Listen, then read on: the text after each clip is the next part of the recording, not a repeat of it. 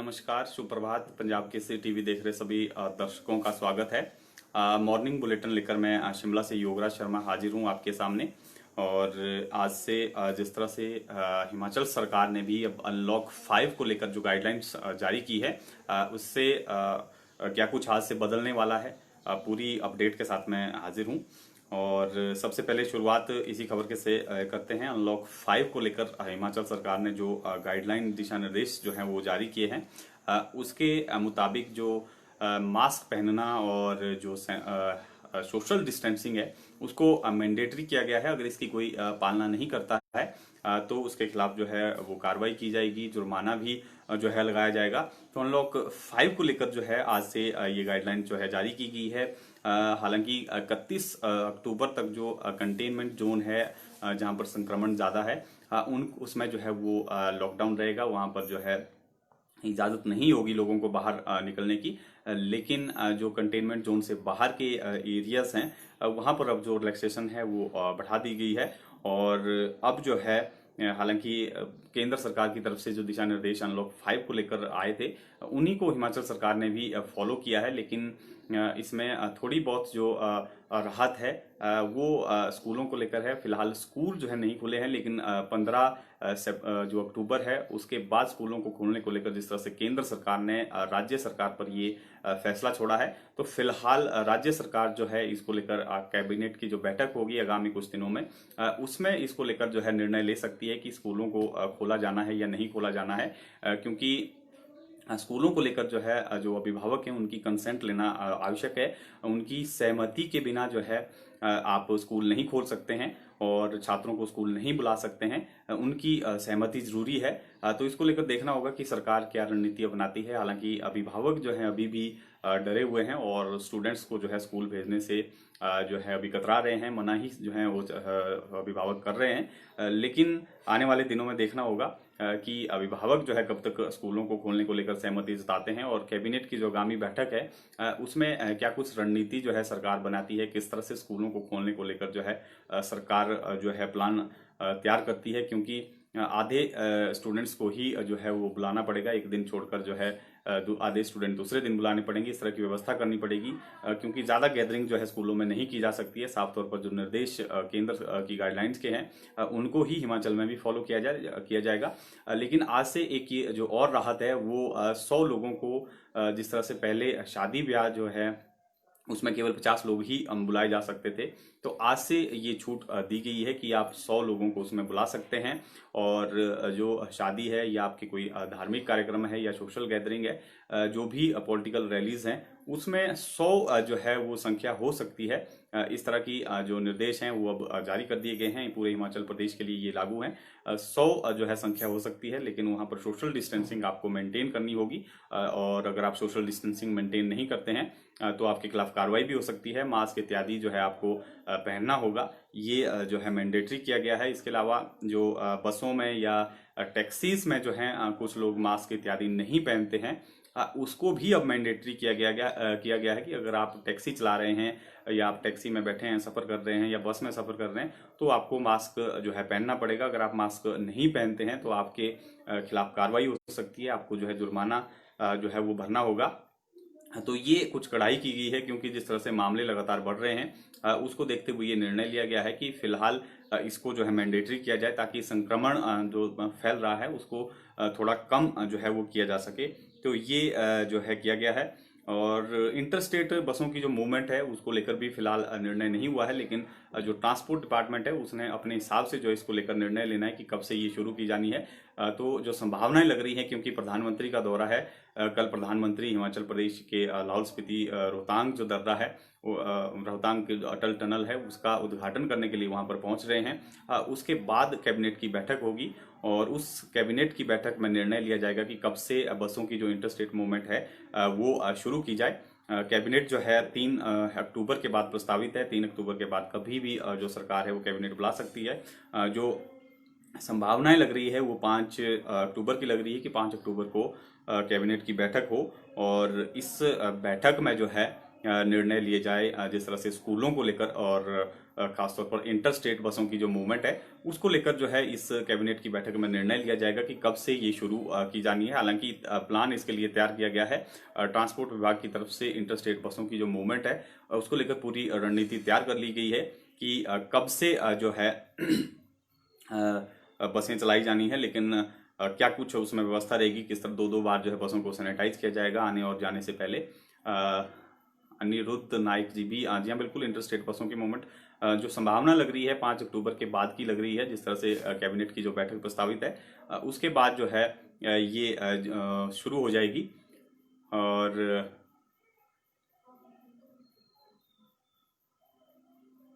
मिलाप चौधरी जी, हाँ जी हाँ बिल्कुल, नेताओं के लिए भी जरूरी है, सबके लिए जरूरी है, आपके लिए भी जरूरी है। अगर आप भी मास्क नहीं पहनते तो आपको भी जो है वो जुर्माना किया जाएगा। लेकिन ये जरूर आपका जिस तरह से आपने सवाल किया है, क्योंकि नेताओं जो है लगातार इसको लेकर उल्लंघन करते आए हैं पीछे, जब से लेकर लॉकडाउन की स्थिति जो है पूरे भारत में और हिमाचल में रही है।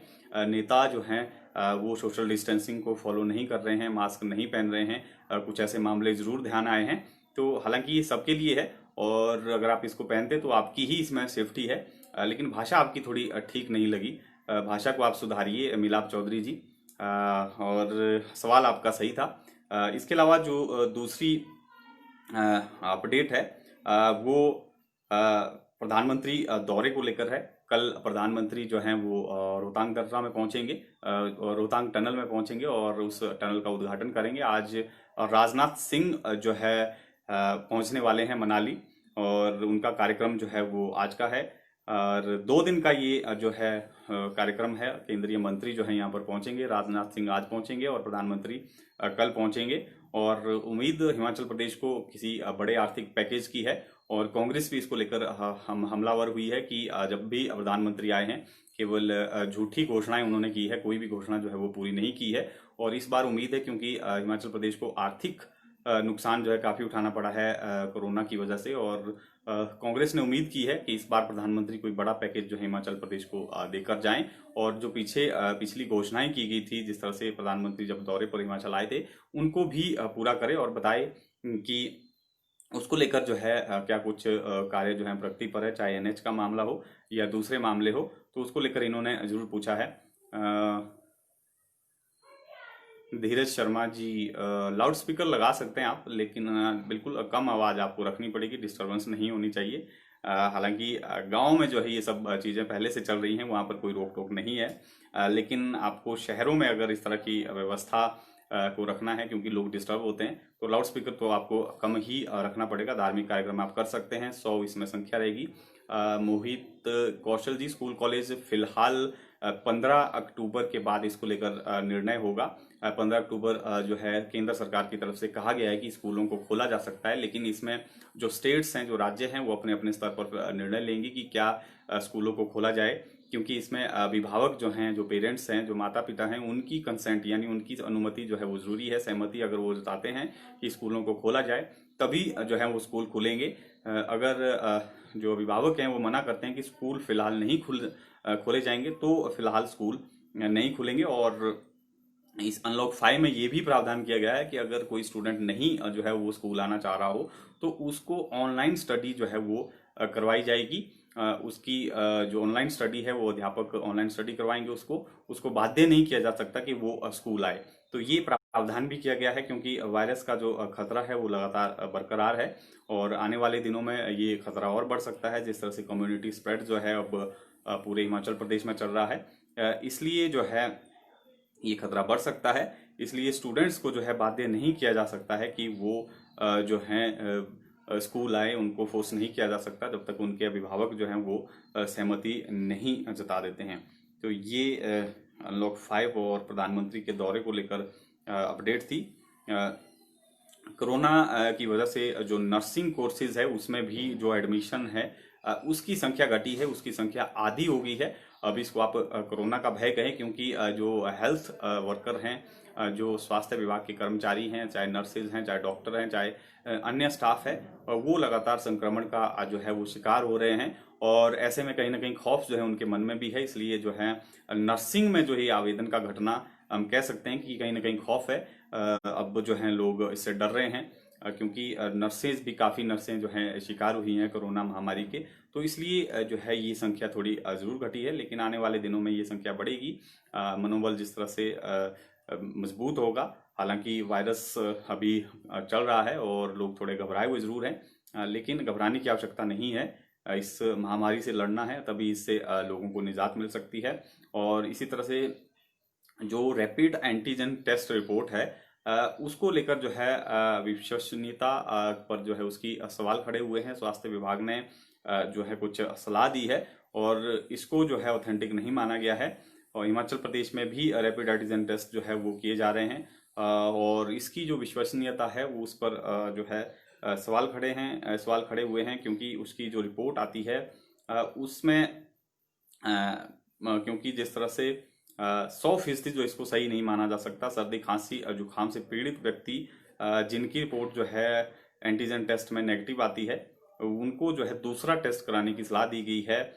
RT-PCR टेस्ट होता है, तभी जो है कंफर्मेशन होगी कि आपको कोरोना नहीं है, क्योंकि अगर आपकी एंटीजन रैपिड टेस्ट में जो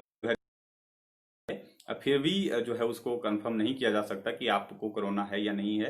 हालांकि उसमें जो है नेगेटिव आने पर आपको कहा जाता है कि वो आपको कोरोना नहीं है, लेकिन इसमें जो है विश्वास नहीं किया जा सकता है इसकी रिपोर्ट पर। और क्योंकि 15 मिनट में ही इसकी जो है वो रिपोर्ट आ जाती है, और एक बूंद जो है खून की ली जाती है व्यक्ति से और 15 मिनट में इसकी रिपोर्ट आ जाती है। सरकार ने जो CMO और BMO है उनको निर्देश दिए हैं कि इसकी रिपोर्ट पर ना जाएं। अगर किसी व्यक्ति को कोरोना के लक्षण लग रहे हैं और rapid antigen test report negative आई है, तो ऐसी स्थिति में व्यक्ति को जो दूसरा टेस्ट होता है कोरोना के लिए, RT-PCR टेस्ट, उसको करवाया जाए, ताकि कंफर्म हो सके कि व्यक्ति को सच में ही कोरोना है या नहीं है। तो कहीं ना कहीं इसकी विश्वसनीयता को लेकर जो है वो सवाल खड़े हुए हैं। डेथ रेट कम करने का भी नया तरीका निकाला गया है। अगर कोरोना पॉजिटिव व्यक्ति का ऑक्सीजन लेवल 90% से कम हो रहा हो और उसे तुरंत मेडिकल कॉलेज रेफर करने के निर्देश दिए गए हैं, और ऑक्सीजन लेवल 40 से 50 आने पर ही कोरोना मरीज को रेफर किया जाता है। और अब तक जो मौतें हुई है उसमें 40% लोगों की मृत्यु किसी दूसरी बीमारी से ग्रस्त होने के कारण हुई है। किसी दूसरी बीमारी से वो ग्रस्त थे, जबकि 30% लोगों की मौत अस्पताल ना पहुंचने की वजह से हुई है। तो ये भी एक बड़ा रीजन है, समय पर जो है अस्पताल नहीं पहुंच पा रहे हैं जो लोग कोरोना संक्रमित है। हालांकि जो लोग उपचाराधीन है वो जो हैं ठीक भी हो रहे हैं, लेकिन कुछ केसेस ऐसे पाए गए हैं जिनकी लोगों को जानकारी नहीं थी कि उनको कोरोना हुआ है, और जब उनकी तबीयत बिगड़ी और उनको अस्पताल जो है ले जाया गया, तो रास्ते में ही कई लोगों ने जो है वो दम तोड़ दिए गए। तो ये रिपोर्ट भी सामने आई है, इसमें ये खुलासा हुआ है। और 40% लोग जो हैं जो पहले से किसी गंभीर बीमारी से ग्रस्त हैं उनकी मृत्यु हुई है, और 30% लोग ऐसे हैं जो अस्पताल ले जाते वक्त, यानी 70% लोग जो हैं ये ऐसे हैं जो इस महामारी में जो हैं इन 2 कारणों से जो है मृत्यु के ग्रास बने हैं। और इसके अलावा हाईकोर्ट में कल जो चौपाल की महिला रिपन में DDU अस्पताल में जो हैंगिंग का मामला आया था, जिन्होंने आत्महत्या कर ली थी, उसको लेकर सुनवाई हुई और कोर्ट ने इसको लेकर चिंता जाहिर की है और कहा है कि इस तरह की घटना अस्पताल में होना कहीं ना कहीं बहुत चिंतनीय है और दुखद है। इस घटना को लेकर जो है पूरी रिपोर्ट मांगी गई है सरकार से कि क्या कुछ इसमें जो है कार्रवाई की गई है, क्या जांच में जो है सामने आया है। और 13 अक्टूबर को जो है इस मामले को लेकर इसमें विस्तृत रिपोर्ट जो है वो सरकार की तरफ से कोर्ट में रखी जाएगी, क्या कुछ इसमें जो है सरकार ने अब तक किया है। तो ये एक अपडेट थी। इसके अलावा जिस तरह से जो सरकारी स्कूल है वहाँ पर छात्रों की एडमिशन जिस तरह से लगातार कम होती जा रही है, संख्या कम होती जा रही है, ऐसे स्कूलों का एक बार फिर से जो शिक्षा विभाग ने ब्यौरा मांगा है। और सरकार हो सकता है कि जहाँ पर संख्या कम है स्कूलों में और आसपास कोई दूसरा स्कूल है, तो हो सकता है कि उनको मर्ज करे, क्योंकि टीचरों की भी लगातार जो संख्या है उसमें भी जो है कमी है और नए पद जो है सरकार भर नहीं पा रही है। चल रहा है, काफी शिक्षक जो है खाली है, और SMC को लेकर पहले ही कोर्ट ने निर्देश दिए हैं कि इनकी सेवाएं जो है तत्काल प्रभाव से जो है समाप्त की जाए। हालांकि हाई कोर्ट और सुप्रीम कोर्ट में जो है मामला ये चल रहा है, इनकी नियुक्ति को लेकर किस तरह से इनको जो है बहाल किया जाए, इसको लेकर पूरा मामला जो है सुप्रीम कोर्ट और हाई कोर्ट में चल रहा है। तो स्कूलों को लेकर जो है फिर से ये प्लान खाका मांगा गया है, ताकि स्कूलों का ब्यौरा जो है वो मिल सके कि किस तरह से स्कूलों में कितने पद जो हैं वो खाली चल रहे हैं और कितने स्टूडेंट्स जो हैं वहाँ पर आ रहे हैं। तो ये मॉर्निंग बुलेटिन लेकर मैं हाजिर था, कुछ एक बड़ी अपडेट जो आज दिन भर की है। शशि शर्मा जी, क्वारंटीन लगभग अब समाप्त हो गया है। अगर आप किसी पॉजिटिव के संपर्क में आते हैं, अगर कोविड पॉजिटिव व्यक्ति है, अगर आप उसके सीधे संपर्क में आते हैं, उसके प्राइमरी कांटेक्ट में आते हैं, तब आपको क्वारंटीन किया जाएगा। लेकिन अगर आप कहीं से ट्रेवल करके आ रहे हैं, बाहर से अगर आप आ रहे हैं, तो उसके लिए क्योंकि अब रजिस्ट्रेशन और किसी परमिशन की आवश्यकता नहीं है, आपको कोई पूछेगा नहीं, तो आपको कोई क्वारंटीन नहीं किया जाएगा। लेकिन अगर आप में कहीं सिम्टम पाए गए और आप जो है स्वास्थ्य विभाग के पास आपने इसकी जानकारी दी और आपने सिम्टम है, तो आपको क्वारंटीन किया जाएगा। वैसे लगभग जो क्वारंटीन नियम है उसको जो है वो अदर स्टेट में जाने पर क्वारंटीन होना होगा या नहीं, नहीं जाना पंकज शर्मा जी, क्योंकि क्वारंटीन पूरे देश में खत्म है, रेस्ट्रिक्शन खत्म कर दी गई है, रजिस्ट्रेशन कोई भी रजिस्ट्रेशन कहीं भी नहीं हो रही है, इसलिए क्वारंटीन जो है ऑटोमेटिकली खत्म हो चुका है। लेकिन अगर प्राइमरी कॉन्टैक्ट है किसी पॉजिटिव मरीज के, कोई पॉजिटिव मरीज आ जाता है, वो आपको उसको पॉजिटिव आ जाता है और वो आपकी जानकारी देता है कि वो व्यक्ति जो है मेरे संपर्क में आया है, तब आपको क्वारंटीन किया जाएगा 1 सप्ताह के लिए। और अगर आपने सिम्टम पाएंगे तो आपका टेस्ट होगा। अगर आप में कोई लक्षण नहीं है, अगर आप ठीक हैं, तो आपको कोई दिक्कत नहीं है। आप को जो है क्वारंटीन के बाद आज़ादी मिल जाएगी, आप घूम फिर सकते हैं। और कॉलेज, आशा ठाकुर जी, फिलहाल कॉलेज भी नहीं खुले हैं। यूजीसी की इसको लेकर जो है गाइडलाइंस जरूर आनी है, जरूर चल रहा है यूनिवर्सिटीज़ में। निशा शर्मा जी, इंटरस्टेट बसेज, लेकिन कैबिनेट की बैठक प्रस्तावित है अक्टूबर, यानी प्रधानमंत्री के दौरे के बाद। कल प्रधानमंत्री का दौरा है और 4 को क्योंकि संडे है कैबिनेट नहीं हो पाएगी। 5 या 6 को जो कैबिनेट की संभावना लग रही है कि इस महीने की जो कैबिनेट की बैठक होगी, जिसमें ये सब निर्णय हो सकते हैं स्कूलों को, और खासतौर पर जो इंटरस्टेट बसों की मूवमेंट है उसको लेकर सरकार निर्णय लेगी कि किस तरह से ये जो है वो जाना है।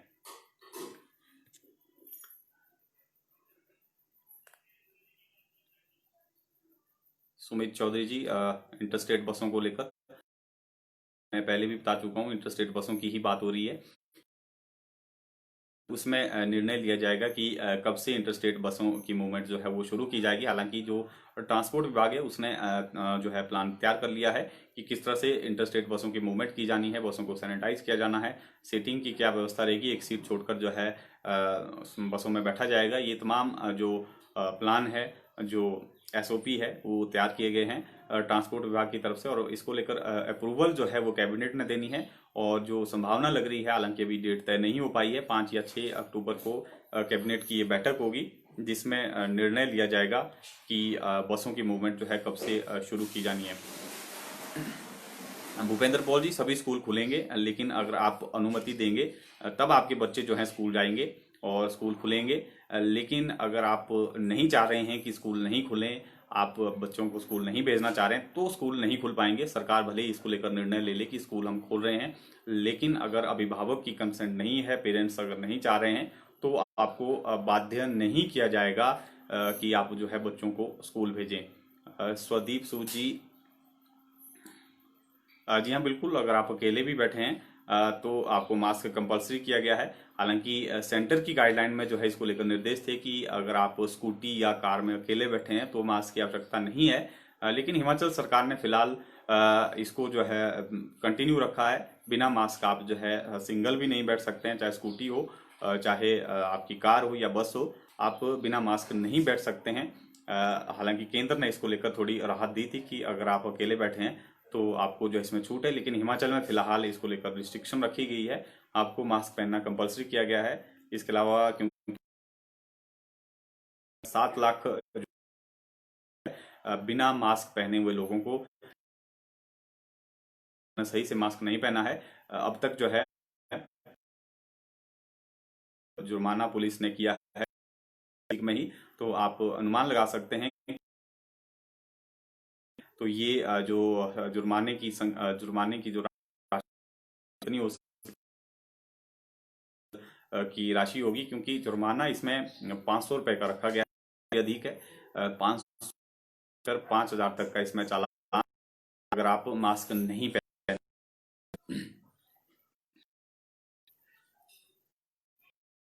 द्विवेदी जी सकते हैं आप। मैरिज और या दाह संस्कार हो या कोई दूसरा धार्मिक कार्यक्रम हो या सामाजिक या राजनीतिक खेल मनोरंजन जो भी कार्यक्रम हो, उसमें आप जो है 100 लोग बुला सकते हैं। खेल प्रतिस्पर्धा अगर आप कोई करवा रहे हैं जो है वहाँ आज से परमिशन जो है वो सरकार ने दे दी है। केंद्र सरकार यही गाइडलाइन जो है जारी की गई है, लेकिन उसमें थोड़ी जो सोशल डिस्टेंसिंग है वो जो है वो अगर आप सोशल डिस्टेंसिंग फॉलो नहीं करते हैं तो आपको थोड़ी दिक्कत जरूर रहेगी। अखिल विशिष्टी इंटरस्टेट बसेस खोलना सही रहेगा। अच्छा, आप मुझसे ही सवाल पूछ रहे हैं। इंटरस्टेट बसों की मूवमेंट क्योंकि अब टूरिस्टों के लिए पहले ही हिमाचल को खोल दिया गया है, टूरिस्ट पहले ही पहुंच रहे हैं, बाहरी राज्यों से लोग पहुंच रहे हैं, चाहे अपनी टैक्सीज में आ रहे हैं या किसी दूसरे माध्यम से आ रहे हैं। तो बसों को खोलने में भी अब कोई दिक्कत नहीं होनी चाहिए, क्योंकि जब सब कुछ ओपन हो गया है तो बसों को चलने में भी कोई परेशानी नहीं है। क्योंकि कुछ लोग ऐसे भी होते हैं जो टैक्सी अफोर्ड नहीं कर सकते हैं, जिनका जाना इधर उधर मूवमेंट करना, दूसरे स्टेट में मूवमेंट करना भी जरूरी होता है। तो ऐसे लोगों के लिए बस अगर चलती है तो काफी राहत जो है मिलेगी, मेरे नहीं होनी चाहिए।